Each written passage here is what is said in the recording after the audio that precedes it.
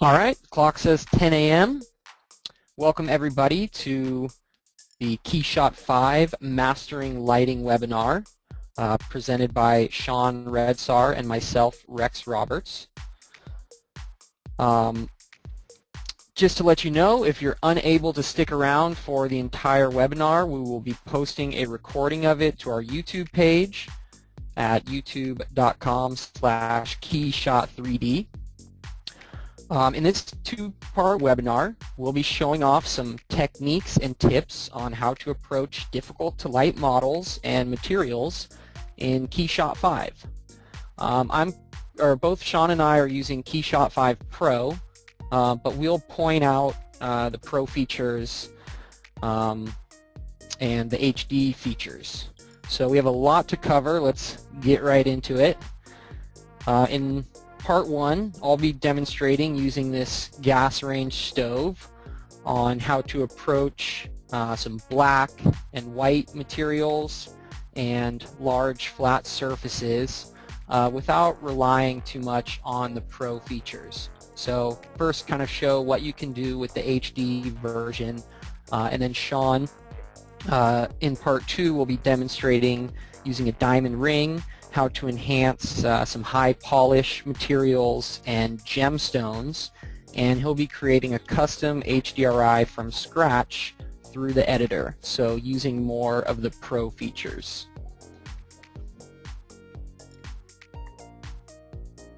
Alright, so to get started, first things first is you want to think about your scene. There's some things to consider and be aware of before beginning lighting. Some of this stuff is pretty basic. You know, what are the guidelines for the final delivery? What's the resolution desired? What's the background color? The camera angles and composition. So in this case, I'll use a white background color, because that is probably the most common rendering you'll see. And then as far as resolution, I like to go ahead and just set my resolution. We'll choose 1920 by 1080, just because that's common as well. And then we'll lock that aspect just to make sure that is maintained as we're moving around our scene, etc. Josh, it sounds like, that must be Bruno. I'm going to go ahead and mute you, Bruno. I think I can hear you. Alright, so yeah, what is the desired camera angle and the composition? In this case, we have 2 ovens, as you can see here. So what I want to do here is create kind of this color study composition, which leads the viewer's eye around the page. So I don't have really one specific focal point that I want to lead the viewer's eye to. Will be more of a dynamic image to just keep that eye moving around the page. However, since we have this black stove that's closer to the foreground, this will probably be more of the focal point. And we'll want to kind of center that focal point on the image. So probably this kind of upper right-hand side is what we're going to focus on lighting and really bringing out to pop to, you know, push the viewer's eye continuously around the image. So as far as a starting point for materials, you can see that I've already applied materials to the scene, painted up my 2 stoves here. So what I like to do with a starting point is, especially for these black and white materials, is never really use absolute values. So you can see I have a 5% black, and for my specular, that's at 80%. And what that allows is for some wiggle room when you're lighting your scene, especially if you don't have the Pro version, you don't have the ability to edit your HDRI. having these values at not at absolute black or absolute white will give you some wiggle room to make adjustments while lighting your scene. On this black stove here, I have an anisotropic material applied as this brushed metal.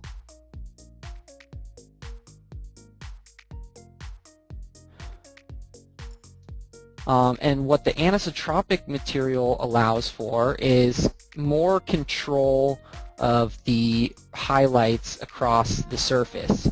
So you have control of the roughness parameter in the X and roughness parameter in the Y. So this will be helpful when we begin to light our scene to allow us to kind of push those highlights or reflections in a certain direction. So the higher the roughness value, the more dispersion of light you'll get in that direction. So we'll probably come back to this once we get some more robust lighting in the scene.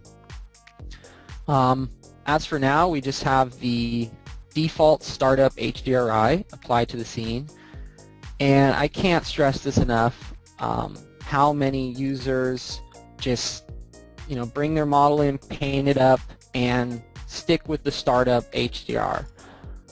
It is nice because you have some soft gradients here, but the level of contrast is pretty low, and we don't really get a lot of interest in our scene here, as you can see. So when selecting an HDRI from the library, as you can see, all I have here is just the default environments that come with KeyShot. But in case you weren't aware, the KeyShot Cloud does have additional environments that anyone with KeyShot 5 can access and download for free directly to their library. So yeah, I'd recommend just jumping in here and seeing if any of these might be applicable to your scene, and go ahead and download them and try them out. But for now, we'll just use the default stock environments that come shipped with KeyShot. So the first thing I think about when selecting an HDRI is what's my desired lighting direction and location. Do I want the light coming from the ceiling? So let's look at some different studio lights here. If we look at the panels here, we can see some of these overhead panels have nice lighting coming from the ceiling, whereas something like a panels environment is more from the side, from the walls. And ask yourself, what color do you want the floor to be? Do you want it to be a darker value or a lighter value to provide some more illumination? In this case, we probably want the floor to be a little darker, since we want to push the attention up towards the range and away from this bottom area that's not quite as interesting. The panels are nice, which they could be nice for this scene because it provides some nice vertical highlights and allows you to get those vertical highlights and reflections in your scene, and some sharp reflections across the glass here. But there's not quite enough soft gradients in this kind of environment to use for these large flat panel surfaces. What I want for these large flat panel surfaces is a nice gradient that can help give it some depth. So how would this product be lit in its natural environment, in a kitchen? Probably the most important light source will be from overhead, your recessed lighting, or whatever kind of lighting you have in your kitchen. So I think I'm going to go ahead and grab one of these overhead panels and bring that in. So we have some nice light coming from the ceiling here. We have a nice bright spotlight to provide some highlights and reflections on some of these chrome surfaces and some of our radiuses here, which are very important to communicate. So then we can just go ahead, and I'm using the hotkey to rotate my environment. But you can see as I do that, the rotation is changing here. So let's quickly just talk about the HDRI settings. As for the contrast and brightness, I try and keep those at their default settings most of the time. I'll bring down the contrast a little bit if I'm getting some areas that are blown out. So first, what I do is just come in here and rotate the environment and try and find that ideal rotation. And I'm liking the way that looks here at about 310 because I'm getting the majority of the lighting here on these upper and inner areas. So keeping in mind that focal point and where I want to lead the viewer's eye to be.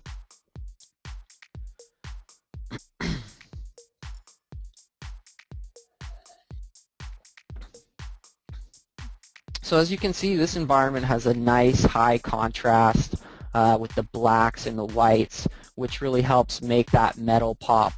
If I were to use one without as much contrast, for example, you can see it's a little more like the startup HDR. There's not as much variation between the different surfaces. So yeah, I like the way this one looks here. So once I find a good rotation value, I'll adjust the height to see, how that affects the environment display.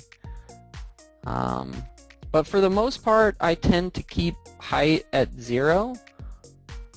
Although here, you can see as I increase it a little bit, I get a little more gradient coming up from the bottom. So yeah, maybe we'll just slightly increase the height there.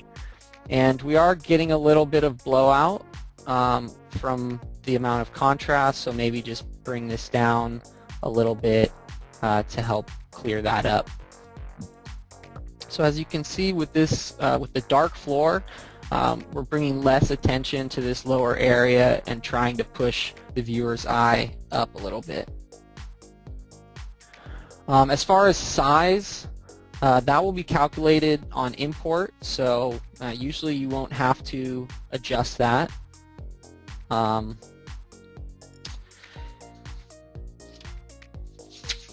And okay, from here, so let's go into the project settings. So we also have some adjustments here for brightness and contrast. I tend to keep these at their default values as well, unless I want my darks to be a little darker, then I might bring the gamma down. But in KeyShot 5, the render output dialog allows you to make these brightness and gamma adjustments to your rendered output image.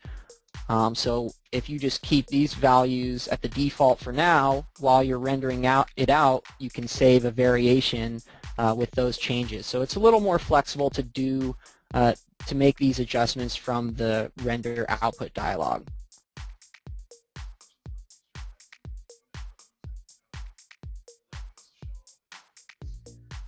Sure. Yeah, so it sounds like we have some questions about how the HDRI is lighting the scene. So if I go over to my Environment tab, and you can see under Background we have color selected, so then I'll just go to the lighting environment to show that and zoom out. And as I change these, you can see them updating live in real time.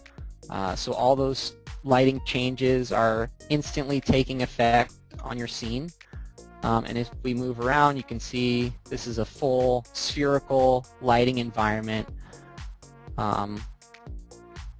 So using the HDRI is a really efficient way to light your scene. Later on I'll go into the physical lights, but KeyShot is really optimized to use this HDRI lighting environment. So now that I've changed my camera, I probably should have mentioned before that I'd created a camera and added a camera for the view, so I can just refresh that, go back, change my color. So having a saved camera is important when working with lighting. Sometimes you need to move around your scene, especially when using physical lights. You'll be moving physical geometry and probably having to move around your scene. So it's always nice to have that saved camera that you can go back to. So we'll put our overhead panels back in.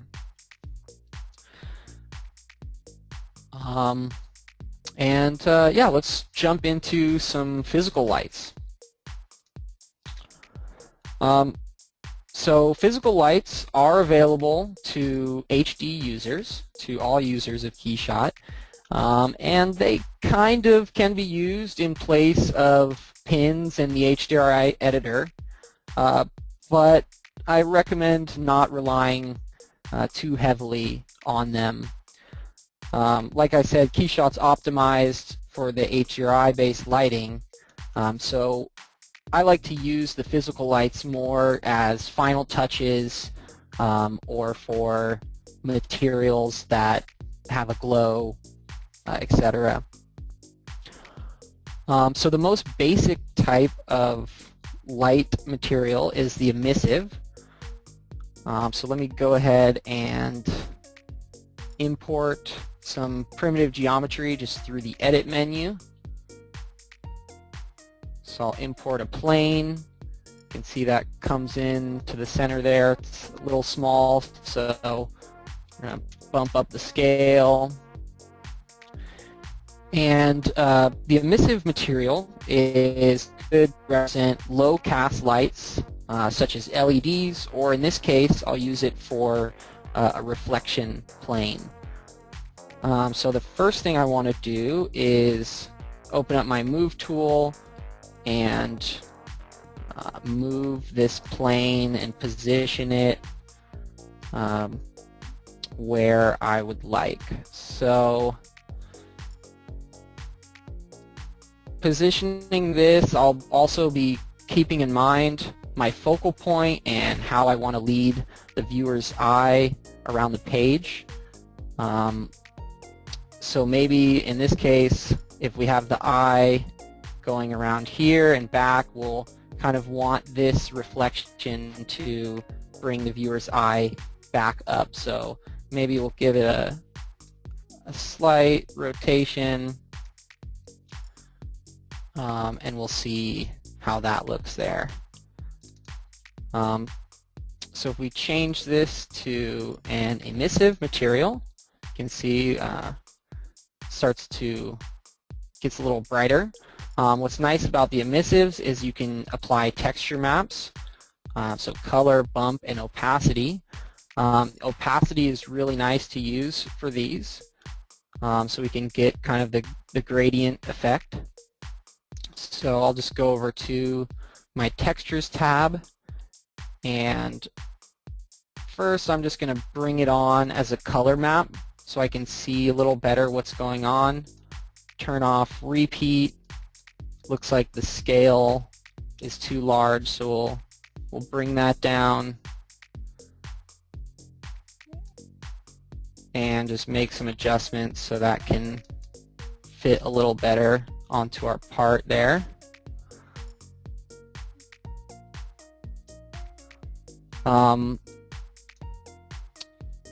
I'm going to want the sharp reflection on this side and kind of gradiate out from here, so we'll change the angle.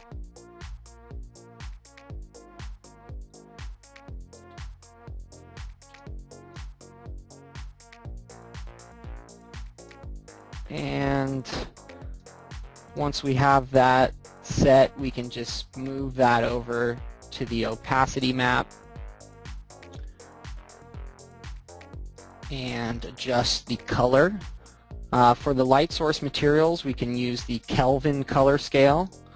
So this allows you to define a temperature of the light.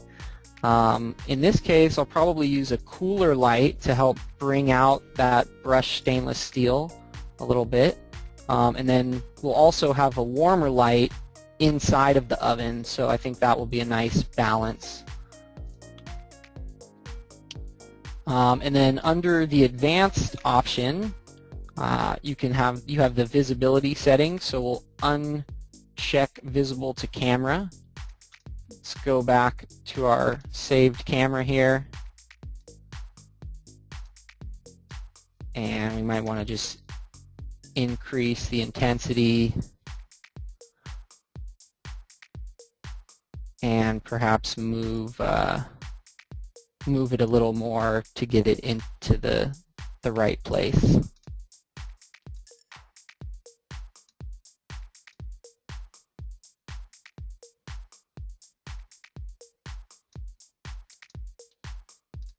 You also have some other options for visible in reflections. In this case, we need that to be visible in reflections, so it's showing on that high polished glass. We can also turn off visible in shadows.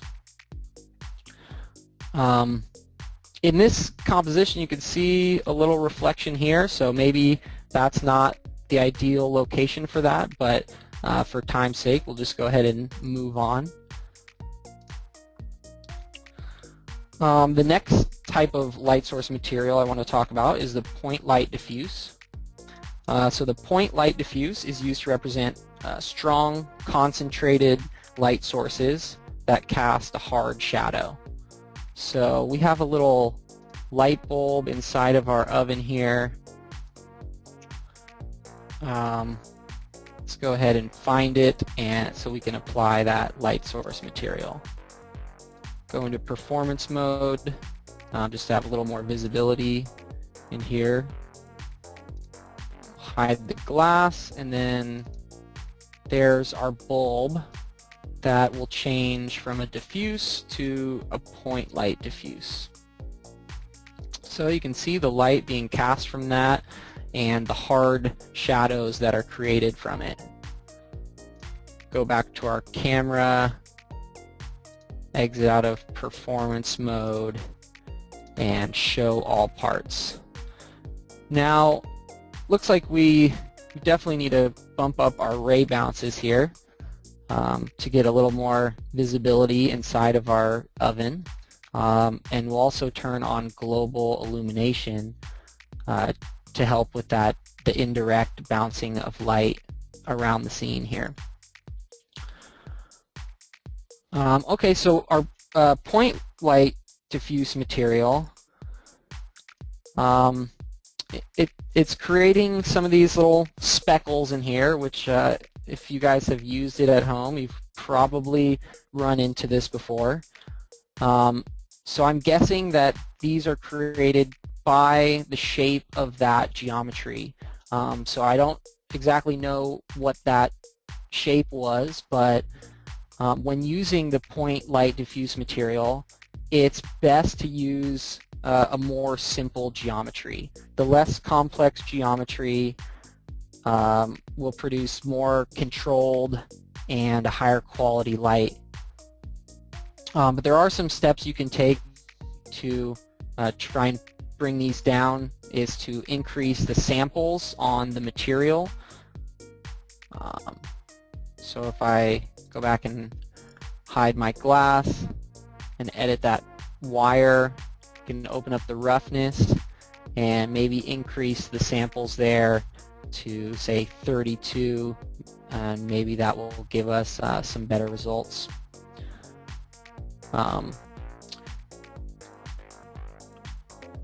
So going back to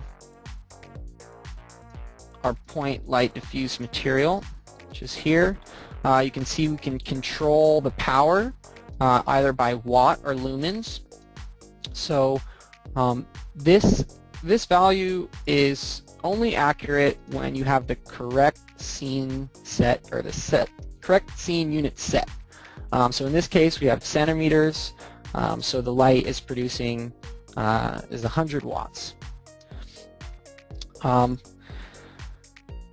But some scenes, certain light source materials just aren't ideal. So be open to trying other options.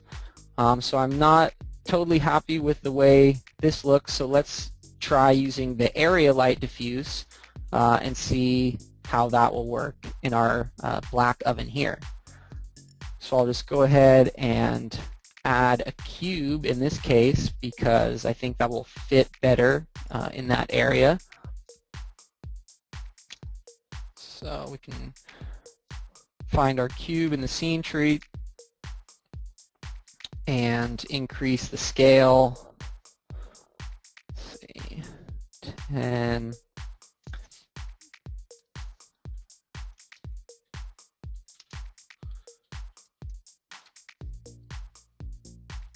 Okay. And let's go ahead and hide our door so we can position this cube inside.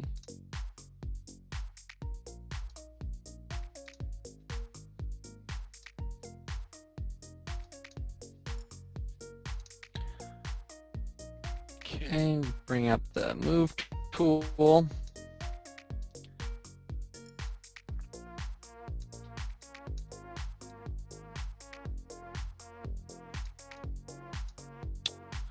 And just make sure that's positioned in there and ideally not interfering with any other geometry. Go back and show all of my parts. Go to my saved camera and then edit the material of that cube. Change it to an area light diffuse. So I can already see I like the quality of that light a little better. We can change our Kelvin value. We also have some common color values in the library. So under Kelvin light we have some common values here. So I'll pick something that's a little warm.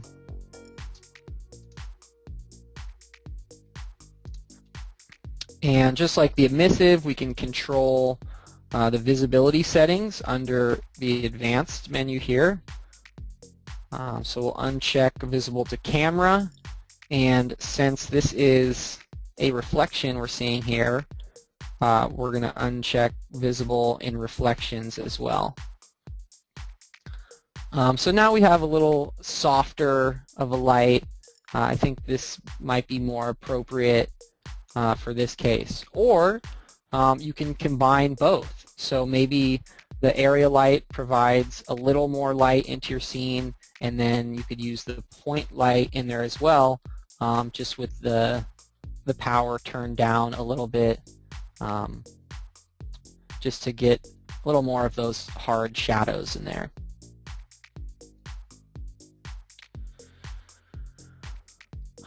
Okay, and then the last type of light source material is the point IES.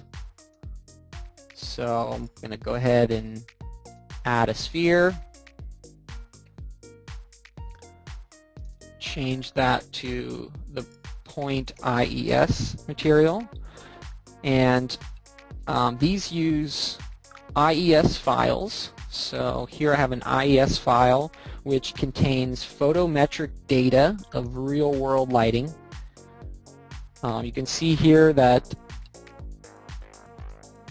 if we grab this guy and begin moving it, the light is projected on the negative y-axis of that part.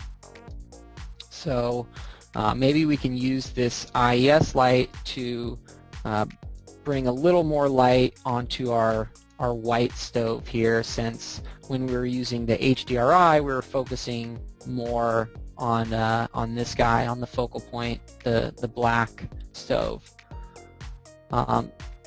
So the IES lights do take a little more time to set up because you have to position that model and rotate it properly, make sure it's going in the right direction. We'll change the color temperature and probably bring down the multiplier. So in this case we're using a spot IES light, and we're seeing this hot spot here because our bulb is literally, a matter of inches away from our model. So when working with IES profiles, you really have to think about how this would be used in real life. In our kitchen, the light wouldn't be this close to our model, so we probably want to move that position up higher to get a more realistic effect there. So now we're getting a little bit of this warm light cast on this inside corner. We could probably add a couple more IES lights to help make this guy pop a little more. But we're going to have to get a move on here over to Sean's part. Just a few more things I'd like to mention is when rendering out your scene, when you do have physical lights and light source materials, I recommend using the maximum sample setting. So the maximum samples is going to produce more accurately what you're seeing in the real-time view here as opposed to the advanced control, which is the offline rendering mode. So the great thing about maximum samples is that you can crank this value up even higher than the slider allows, and you can go ahead and render it out, and whenever you're happy with the result, you can just go ahead and stop it and save that rendering out. So you don't need to let it finish all 500 samples when this grain starts to go away, and when you're happy with the result, just stop and save. And then, like I mentioned before, you can make some adjustments in the render output. So that gamma and brightness, if we wanted to pump up our darks a little bit, we can bring that down. And we can make some other adjustments like bloom. So if we have a glowing light in our scene, we can increase that bloom. That'll take the brightest pixels in your scene and add like the halo effect to them. But I'll just stop that. And before we move on to Sean's part, I just wanted to quickly show you what else can be done with the default environments. So we're going to be using the HDRI editor for this, and it is a pro feature. So having the HDRI editor gives you a lot more versatility for the default and stock environments that you have here. So for example, I like using this urban outdoor location because you have a nice strong light source there which helps produce nice, crisp highlights. But obviously this is not looking good as it is for the type of studio rendering that we're looking for in our scene. So if I just open up the HDRI editor, we can see the adjustments panel here. Just bring down the saturation, and we'll kind of try and simulate a studio environment using this outdoor environment as a starting point. So, decreasing the saturation, adding some blur. We can type in a value larger than the slider allows there. We can add some color, so maybe we want some cooler light to help bring out that stainless steel. And then you can also use the tilt function to move that that main light source and position that where we want in our scene. But I think in this case we'll just keep it at the default value, so that way our light source is coming from overhead. We can knock down the contrast a little bit if we want to soften some of these shadows. So we'll bring that down, go over to our pins. And I just want to show you a couple pins. Sean will go over the HDRI editor more in depth, but I want to show you a copy pin so you can quickly just copy this nice bright light source and then move that around your scene. You can use the set highlight function to position that light source where you want that reflection to be. And then the last thing I wanted to show is an image pin. We just did a quick tip on this last month. You may have seen that. So what I did here is I took a sun, like similar to the sun in this scene, took it into Photoshop and cropped it. So if I increase the fall off here, you can see that we have this sun which has some nice colors in it and some interesting effects. So a little more interesting than just your basic pin. And then we can use that set highlight function to place that pin where we want. Okay, so I hope you guys got some good info from part 1. We're going to go ahead and move on to Sean and part 2, where he will be going more in depth in the HDRI editor. So Sean, you want to take it away? Yeah, thanks Rex. Let's go ahead and switch this. Okay.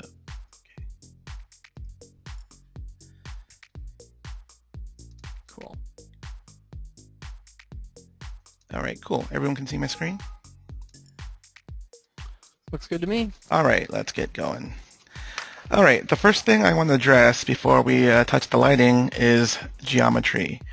As you can see here, there's not a lot of rounding going on or filleting on these edges, which can really affect the realness or the depth and realness of our renders.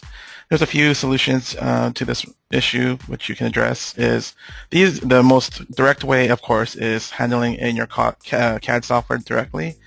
That's probably the best way because it's going to take less computing power. But also, KeyShot has a solution for you if you have, let's say, you got the model and you need the render right away. You don't have time to send it to your CAD guy to add in the fillets. You just need something to work with right now. So what you can do is in your scene tree, let's go ahead and select the part that we want to round the edges of. So like this spiky bit right here. As you can see, if I zoom in, it looks really unrealistic with these razor sharp edges. With the object selected in our scene tree, even if you go into your Properties tab area, at the very bottom you'll see a section for rounded edges. Let's go ahead and start increasing the radius value, and you'll see what's going to happen to our scene.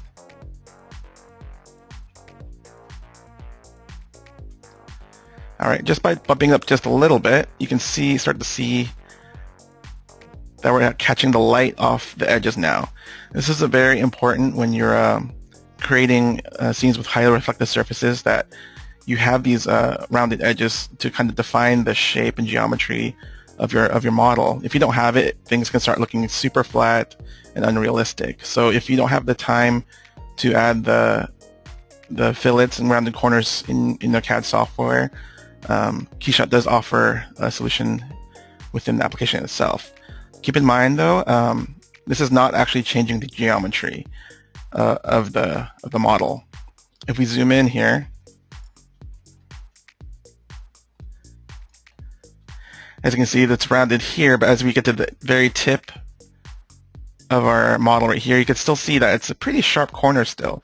So what's actually doing is just kind of simulating a rounded corner in our scene, but not actually changing the geometry. So if your composition, if the silhouette is very important to your composition, or it's going to look very apparent that it's not rounded, you might want to go back and change that in your CAD as well. But if it's something that you can get away with and it's not as noticeable, this is a very good, quick solution to rounding your edges without going into CAD.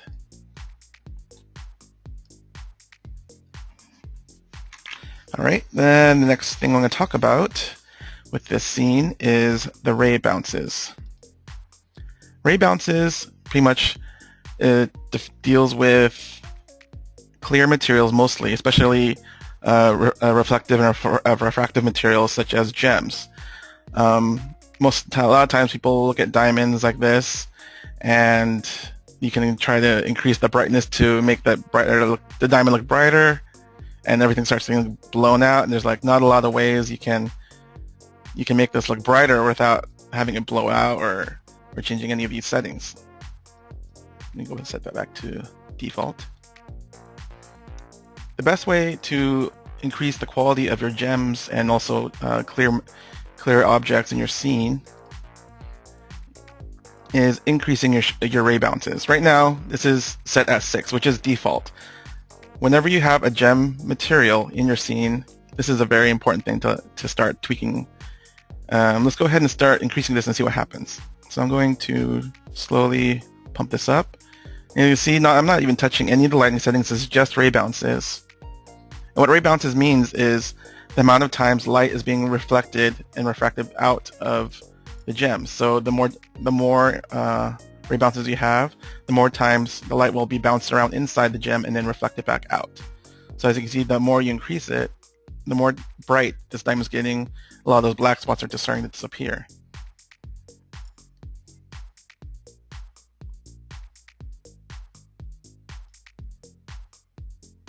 The thing with ray bounces, though, you got to take in account is there is a limit to, like, there's a limit of diminishing returns, basically. Sorry. And you can get to a certain point where the more ray bounces you add, there's not really going to be much difference to your scene. So, like, if I keep going, it's just going to look the same. So what you want to do is kind of just top it off right before you start seeing it, some dark spots appear, or just have any negligible effects.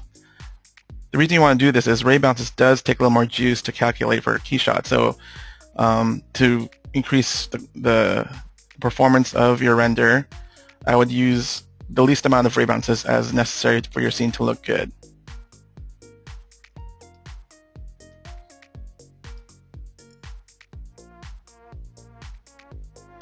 All right. Next thing I'm going to adjust on the gem is the actual material itself now this time. So let's get into, now that we have the ray bounces set, let's go look at the gem material. The default setting for, this is just the default diamond that just dragged on. If you want the important thing to look at is your Abbey number. The default is 55, which might not be enough fire, like people like to call, in your diamond. If you want to have a nice, really refractive diamond that has a lot of fire in your final render, the best thing you can do is start lowering this value. So I'm going to go ahead and click and drag this down.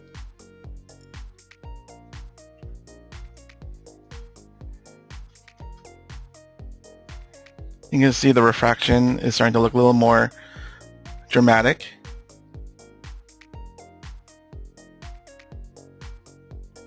Let that res up, but by increasing that, we do increase the amount of noise that's visible in the dispersion as well. To fix this, you can always go into your advanced options, which is underneath your Abbey number right here. And for most settings, if it's not too crazy dispersion, the default is 3, should work fine. But if you want to reduce some of that noise, let's go ahead and increase our dispersion samples.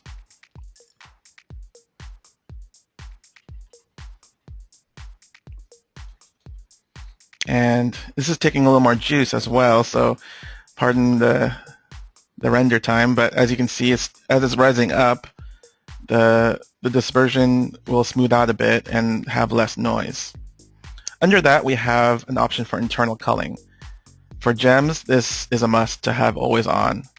A lot of times when I've seen many rings where the seat of the gem is intersecting with the actual geometry of the gem, and this can really lower the quality of the fire and the refractive quality of the gem itself. By turning it on, it will remove all internal geometry that is not part of the gem part. So if there any of these arms are intersecting the gem, they will be removed, and the internal geometry will be completely empty. That way the light can bounce freely and be as bright as possible. So those are some quick, really fast tips that can improve your gem renderings right away without even, before we even get to the lighting section of this. This is all available on the HD as well, so you don't have to worry about having the pro version for this part of the webinar. All right, the next thing we want to do is I'm going to start talking about the lighting. For this, I'm going to have a scene that I've already set up. All right, so a lot of times when you work with jewelry, things look blown out and washed out like this. This is just using the startup HDRI, no matter what you do with rotating it and changing the brightness. I know Rex has talked about the startup and how you should always change it out, but I just want to reiterate how important it is to not rely on the default HDRI that opens up with KeyShot. Always play around with it and find something that works best for your scene. So the next option you can do when you bring in your model and we want to light it is find an existing HDRI that might be a close match. So this one is the light tent front that's available in your library. And a lot of times even using something like this might get close, and you can go into your HDR editor, which is a pro feature. And from here you can kind of troubleshoot your the dark spots and the high spots with adding pins and such. So I'm going to go ahead and start adding pins to see where I can optimize this HDRI. So that's one way of doing it. Another way I like doing it as well is starting from scratch with the blank HDRI and just adding pins as I need it. This is the most flexible way of lighting your scene, especially with high reflective objects. Sometimes you really need to go in and just create an HDRI from scratch to get those reflections just right, just the way you need them to be. So what I'm going to do now is you can go to File, New HDRI, and I'll bring up this dialog to choose your background color. And go ahead and leave it at black, because for high reflective surfaces we'd like to have nice blacks to help define the surfaces with reflections. And for resolution, I'm going to go ahead and leave it at the value of 2000 by 1000. Keep in mind that if you want really defined reflections in your HDRI, in your model, you want to increase this to a higher number if you want to have more defined reflections. So I'm going to go ahead and hit create. So now we have a completely black HDRI. That's why the model is black. I'm going to go ahead and start adding pins manually. You can do this either by using the add pin button or also using our new ribbon toolbar on our HDRI. I'm going to click on the add pin and just go ahead. And the first thing I can do is just add in my base lights of top light and a bottom light. And just so we can start organizing our pins, I'm going to go ahead and double click it so we can name it. I'll just name this bottom. And I'll name this one top. And I'm going to start adjusting our base pins right now. For a lot of times I like to start out with a highly gradiated top and bottom light. So I'm going to go ahead and first of all increase the radius to 100, which will increase the size of our light, our pin light. And from there I'm going to increase the fall off all the way. As you can see, it tops off at 1, but like many KeyShot parameters, you can actually type in a higher value, which I'm going to add in 2, enter in 2 for that value. And I'm going to go ahead and click the color swatch right here, which will open up our color picker. And again, I like Rex, I like to work with Kelvin when working with light values. And I'm going to go ahead and pick a warm tone here, just to kind of cast a nice realistic light value for the top light.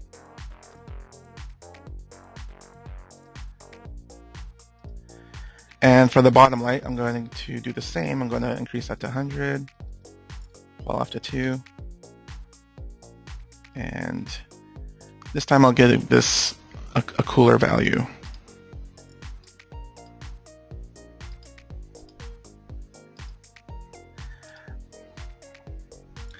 Adding a warm and cool tone is a good way to add interest in your scene. It doesn't always have to be this way. It's just kind of, it's not a hard and fast rule that you have to apply to all your scenes. Depending on what your composition is, you might want to have all cool or all warm. It just depends on what kind of direction you want the composition to end up being.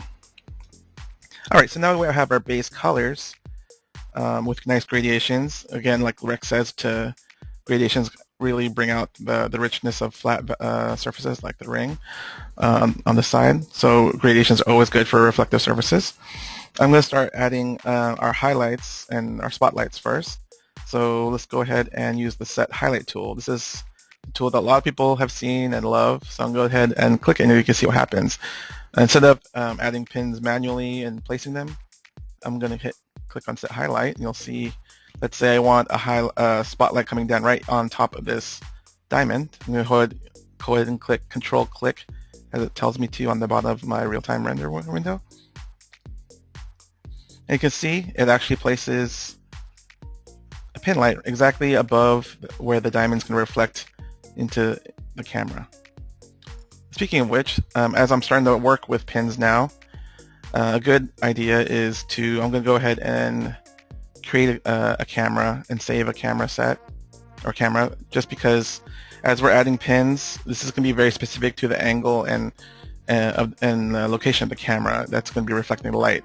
As we're moving if we move the scene around, it won't be as optimal, and you'll see that. Let me go ahead and show you right now. Actually,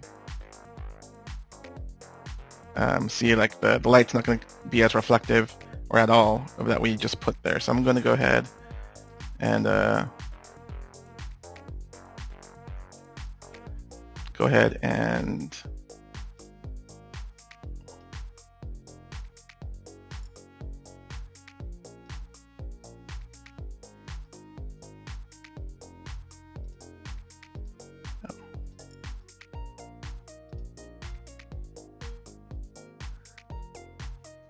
sorry, just 1 second.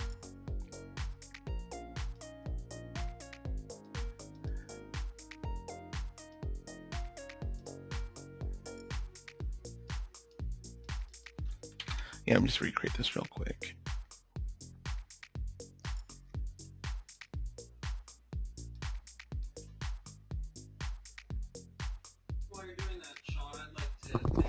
While you're doing that, Sean, I'd like to mention something. As you're setting up this HDRI, you have the warm tone as the top light and the cool tone as the bottom. If you were to do an outdoor product or something that you would find in an outdoor, you may want to reverse that to have the cool at the top to represent, the blue sky, and the warm on the bottom to represent the road or dirt, etc. But in this case, since this is more of a studio environment scene, something that would be found inside, you'll often have warmer lights from the ceiling lighting and the room lighting, and then the floor may be a cooler tone, like a white floor or a gray concrete floor or something like that. So just something I thought I'd mention. Mm-hmm. All right, so let's go ahead and start adding pins again. Like I said, let's go ahead and click where we want to set our spotlight. So I know I want the focal point to be the diamond, so I'm going to set one right there. And I also want to know the sapphires are going to be focal points. So I'm going to go ahead and control click and add my lights there as well. I do know I need a light on this side to illuminate the side of the band, and also this side of the ring as well. And I probably need one inside, a highlight that's going to brighten up this inside area. And at this point, a lot of people start getting discouraged maybe because it's starting to look blown out. But fret not, this is exactly where you need to be. And at this point, if it's starting to look a little bit too bright, at this point you need to go into your pins and start analyzing what the pins are doing to your scene and what kind of adjustments you need to do to create a more dynamic shot. I'm going to go ahead and click done here to finish out our pin lights. So after creating those pins, we kind of have an idea of generally where our different focal point lights are going to be. We have one there for our diamond, we have one here for our sapphire, and we kind of see a pattern forming. As we see this, we can kind of create an HDRI that has more of a direction. Instead of just randomly kind of like moving things around and trying to adjust them according to just looking at the HDRI, remember that what an HDRI is an environment. So with that in mind, I'm going to go ahead and create a light tint out of the HDRI. So this is very common for jewelry, in jewelry photography, and any product photography really, is using a light tint to kind of create a nice even light. And with this one, jewelry in particular has nice blacks to reflect in the reflective material. So with that in mind, I'm going to go ahead and maybe change some of these values and make it more into a light tint. So I know that there's going to be a light section here. So for now, I'm going to maybe delete this one for now. And I'm going to designate this as one side of my light tint.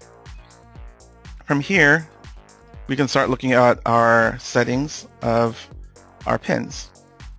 At default, when we're adding our set highlights and adding pins willy-nilly, they come in as regular circulars. The first thing the option you'll see on your adjustments you can make is changing the actual shape. I'm going to go ahead and change this to a rectangular pin, which will change it to like a panel light. From there, you have options to change the width and the height of your pin, which I will do as such.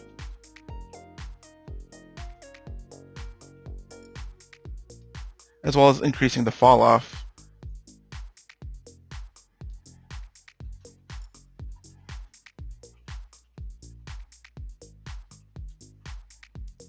Just give it a little nicer edge to that. You can also increase the brightness as you need to.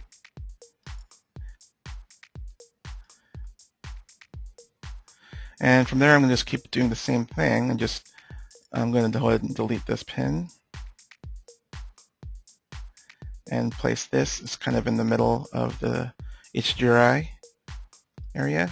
I know this is going to be another side that we need to light because we found the location, that general location, as we were setting using the set highlight tool. So now that we changed it to rectangular, I'm going to make it to another side of our light box. Increase the fall off here too.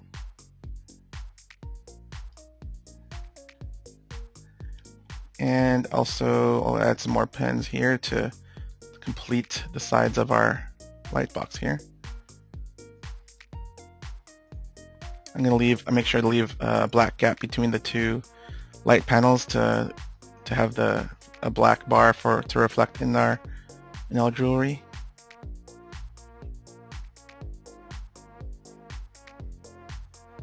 Increase the fall off on that one as well. And I can decrease the brightness. And do the same. So, I mean, you can keep doing this to create your light tent. I'm going to keep going because we're running low on time. The next thing we want to do from here, let's say that we finished kind of overall lighting our model. We want to define some more of the dark parts of our reflective surface. As reflective surface, you always want to have some sort of dark bar to kind of reflect off to really define the surface development and also to just give some visual interest to your scene. Let's say I want to bump up this one of these reflections in the scene, or in the scene. So what I'm going to do is, just like we were adding highlights, I'm going to use the set highlight tool, and I'm going to control click to add a highlight there. And instead of using it as a light, I'm going to turn that into a dark spot instead. To do that, you're going to dial down your brightness to a negative value. And as you can see, the closer I get to -1, the more opaque this dark value gets. You can see that directly in your real-time window. Hey Sean, I'm going to jump in here and just say that it's 11 o'clock. So if anybody has to leave the webinar, again, it will be available to view a recording of it on our YouTube page at youtube.com/KeyShot3D. So don't worry, you can catch up on all the rest of the content in a couple days. We'll have that uploaded. And then also, Sean, could you just show quickly how to duplicate a pin by right-clicking on it in the list? Yeah. So if you want to just duplicate a pin, you can always right-click on entry in your list and hit duplicate. And that will create another pin with the same settings that you just created.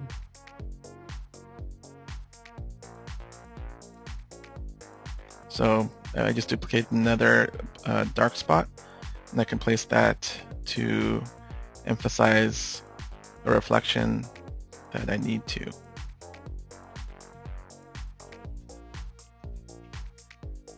So if I wanted to emphasize that reflection, I can move it there, maybe make it into a rectangular bar. So I'm going to make this into a nice skinny bar to reflect. I'm going to change the angle here. This is really useful when you're making your reflection panels.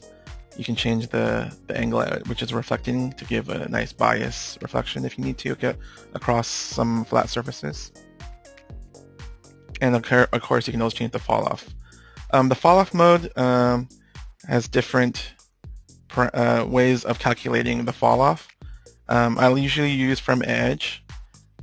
You can also change it to these other options as well.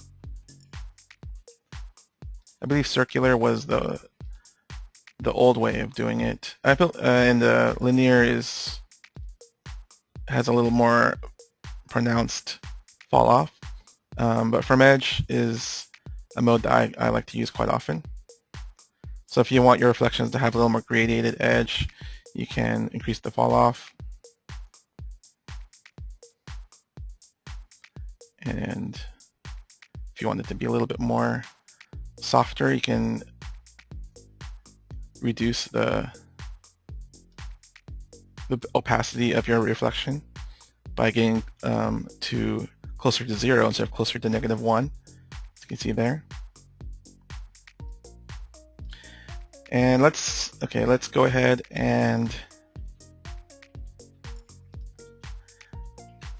let's say I already finished this. For the sake of time, I'm going to go ahead and look at a scene that has already been painted up.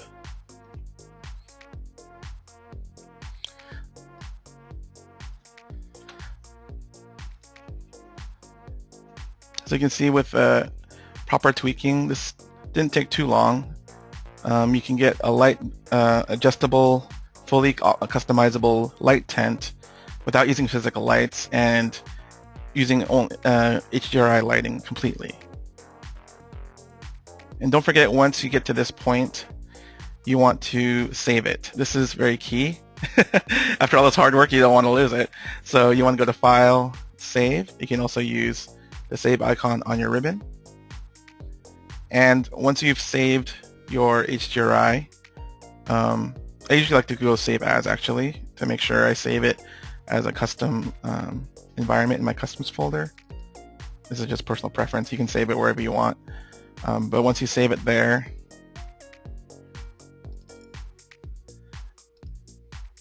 you'll always have access to it in the future, and you can always tweak these different panel light settings, and you have pretty much a light tent that you can control the lighting situation for any type of product that you want to light.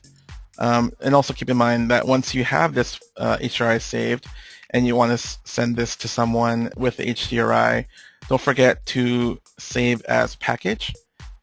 What this will do, we'll package the BIP file, the KeyShot BIP file, as well as the HDZ file that you just created with the HDRI editor into a single file that if you hand it off to someone, when they open it, they will able to have all the resources that you've used in your scene. So I'm going to go ahead and place this here.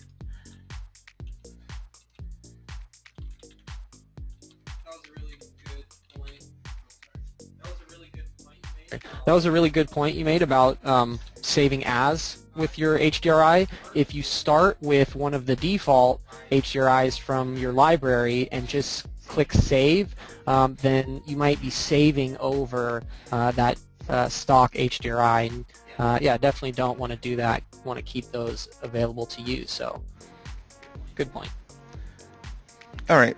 So yeah, that pretty much concludes my content I have. So it's a little bit over, not too bad. Let's see if there's any questions that me, Rex, or I can answer. Yeah, you did a really great job, Sean. We've been answering a ton of questions, both Josh and I, throughout the session. Gotten some good feedback, so yeah, I think that's it. I think we're done. Thank you, everyone, for joining us. Again, this will be available. A recording of this webinar will be available at youtube.com/KeyShot3D. So you can reference this at any time to help improve your lighting in your own scenes. All right, until next month, thank you. Bye. Thanks.